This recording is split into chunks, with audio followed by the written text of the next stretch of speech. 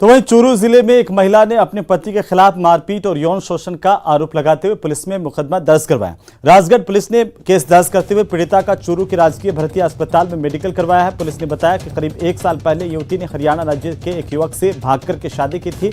इस संबंध में उसके परिजनों ने गुमशुदगी का मामला दर्ज करवाया था।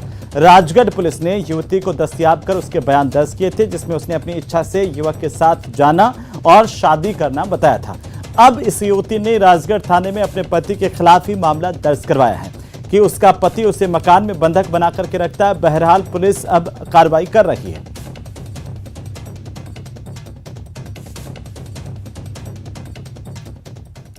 तो वहीं माउंट आबू में मानसून की बारिश के साथ ही लोगों की चिंताएं फिर से उभरने लगी हैं। बारिश से लोगों के घर के छज्जे और प्लास्टर टूटने लगे हैं। तमाम शिकायतों के बाद भी आम आदमी की सुनने वाला यहां पर कोई नहीं है। शहर में एनजीटी के नियमों का पालन सुनिश्चित करने के लिए प्रशासन कई दावे भी करता है, लेकिन ये दावे मात्र गरीब लोगों के लिए ही होते हैं और इनका पैसे वालों से कोई वास्ता नहीं होता। रसूखदार बेधड़क होटल और बिल्डिंग भी बना रहे हैं, लेकिन आम आदमी को छज्जे की भी मरम्मत कराने की अनुमति के लिए नगरपालिका के चक्कर काटने पड़ते हैं। इसके बावजूद भी उसे अनुमति नहीं मिलती और लोग परेशान होते हैं, हादसों का शिकार होते हैं और चिंताओं में लगातार लोगों को रहना पड़ता है।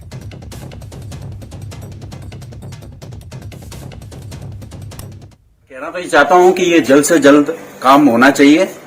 अब इसमें ज्यादा परमिशन की जरूरत नहीं होती है, छोटे मोटे काम होते हैं। अब इसको रिपेयरिंग कराना पड़ता है, तो इसके लिए भी परमिशन नहीं पड़ती है। लगातार 2 सालों से परमिशन के लिए कर रखा है, फिर भी आपके सामने ये देखिए अभी ये टूटा है, इसके बाद में बच्चे खेलते हैं, यहाँ से गिर जाता है। परमिशन तो हमारे को मतलब कब से लगा के रखा फाइल, लेकिन हमें परमिशन मिल ही नहीं रही और यहाँ कुछ भी दुर्घटना हो सकती है। छोटे छोटे बच्चे यहाँ खेलते हैं, हमारा मतलब कितनी बार छज्जे गिरे? ये काफी बार गिर चुका है, ये 6ठी-7वीं बार गिरा है। गुजरे जमाने की बात है जब महिलाएं सिर्फ रसोई संभालती थीं। चौकी और बेलन संभालने वाले हाथ अब गाड़ियों के स्टीयरिंग भी बखूबी संभाल रहे हैं। राजधानी जयपुर की महिलाएं तो जिस तेजी से ड्राइविंग लाइसेंस बनवा रही हैं, उससे लगता है कि रसोई के साथ साथ रफ्तार की लगाम भी इन्हीं महिलाओं के हाथ में होगी।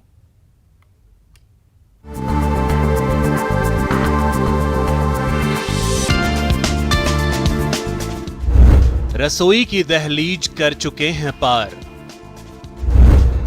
चूल्हे चौके तक ही नहीं सिमटा संसार। नया जमाना, नया किरदार, हाथों में स्टीयरिंग, फर्राटेदार रफ्तार।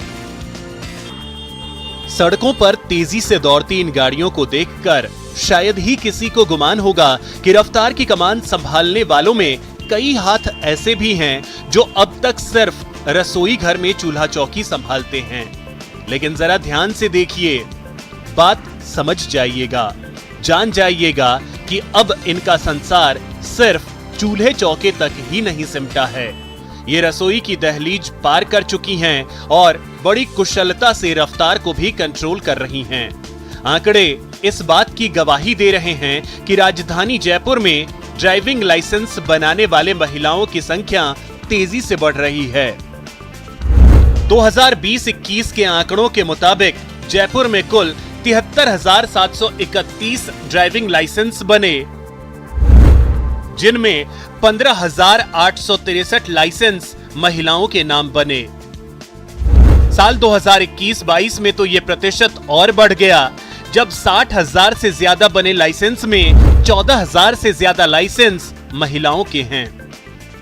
हमारे 2 वर्ष के जो आंकड़े हैं उसमें 20-21 में कुल जो लाइसेंस बने हैं हमारे 13,731 है, उसमें 15,863 महिलाएं और 57,868 पुरुष है, जो लगभग 21% महिलाएं उसमें हैं। अब महिलाओं को विशेष सुविधा देते हैं, हमारा ऑटोमेटिक जो ट्रैक है वो महिलाओं के लिए भी हम खुला है वो करते हैं। साथ ही 21-22 की जहाँ तक बात है, 21-22 में टोटल 60,000 से अधिक लाइसेंस बने हैं, उसमें 46,000 के लगभग तो पुरुष और 14,000 महिलाएं हैं, जो टोटल 23% है। ऐसा नहीं है कि लाइसेंस लेने वालों में सिर्फ कामकाजी महिलाएं हैं, घरेलू महिलाएं भी कुशलता के साथ सड़कों पर गाड़ियां दौड़ा रही हैं। आरटीओ के मुताबिक ऑटोमेटिक ट्रैक बनाए जाने के बाद महिलाओं को ड्राइविंग लाइसेंस मिलने में आसानी होने लगी है। पहले हम लर्निंग लाइसेंस बनाते हैं जो 6 महीने के लिए होता है। 6 महीने में 1 वर्ष की जैसे ही अवधि खत्म होती है उनको लर्निंग का मौका दिया जाता है कि 1 महीने वो सीख ले, उसके पश्चात वो ट्रायल के लिए आते हैं और ट्रायल के बाद हम परमानेंट लाइसेंस जारी करते हैं। और जो जहाँ तक फेलियर की बात है उसमें लगभग 2 से 3% लोग फेल होते हैं, उनको हम पुनः मौका देते हैं कि वो उसको पुनः सीख के और पुनः आके हमारे ट्रायल दे और अपना लाइसेंस ले लें।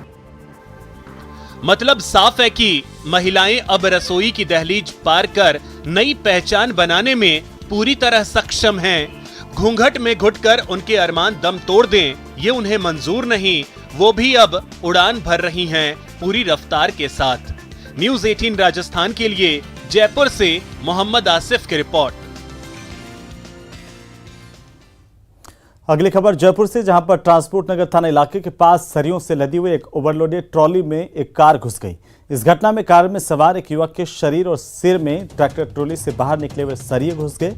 यह हादसा इतना भयानक था कि मौके पर ही एक युवक की मौत हो गई, जबकि दूसरा गंभीर रूप से घायल हुआ है। सूचना मिलने के बाद पुलिस की टीम मौके पर पहुंची। लहूलुहान हालत में दोनों को अस्पताल में पहुंचाया गया। फिलहाल पुलिस ने ट्रैक्टर ट्रॉली को जब्त कर लिया है। एक व्यक्ति की मौत हो गई, एक गंभीर रूप से घायल है।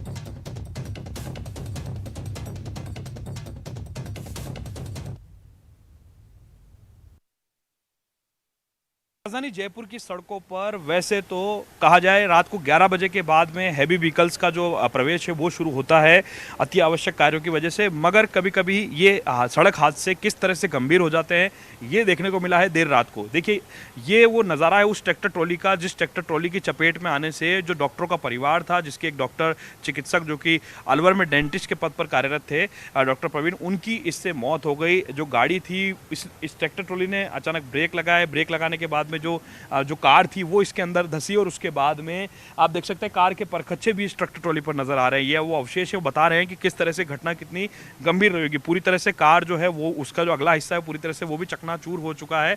एक्सीडेंट थाना पुलिस इस पूरे मामले की जांच में जुटी है, पड़ताल में जुटी है। आपको दिखाई दे रहा है, देखिए यहाँ पर वो ग्लास नजर आ रहा है, फ्रंट ग्लास, जिसपे जो गाड़ी का आगे का फ्रंट ग्लास है वो यहाँ पर नजर आ रहा है। यानी गाड़ी की रफ्तार कार की कितनी रही होगी और इसकी जो ट्रैक्टर ट्रॉली के अचानक ब्रेक लगाने से इस ट्रैक्टर ट्रॉली पर कहीं कोई स्टॉप लाइट, कोई सिग्नल, ना इस ट्रैक्टर ट्रॉली का नंबर, कुछ भी इस गाड़ी के ऊपर नजर नहीं आ रहा है। और हैवी लोड यानी कि इसे मॉडिफाई करा करके इस ट्रॉली को तैयार किया गया है। काफी लंबी ये ट्रॉली है। फिलहाल जो एक्सीडेंट थाना पुलिस है जयपुर की ईस्ट की, वो इस पूरे मामले की जांच में जुटी है। यहाँ के जो थाना अधिकारी, उनका कहना है कि इस पूरे मामले की जांच पड़ताल की जा रही है, मौके की तस्दीक की गई, मौके की रिपोर्ट बनाई गई है और उसके बाद में जो भी दोषी होगा उसके खिलाफ संबंधित धाराओं के खिलाफ में जो है वो कार्रवाई की जाएगी।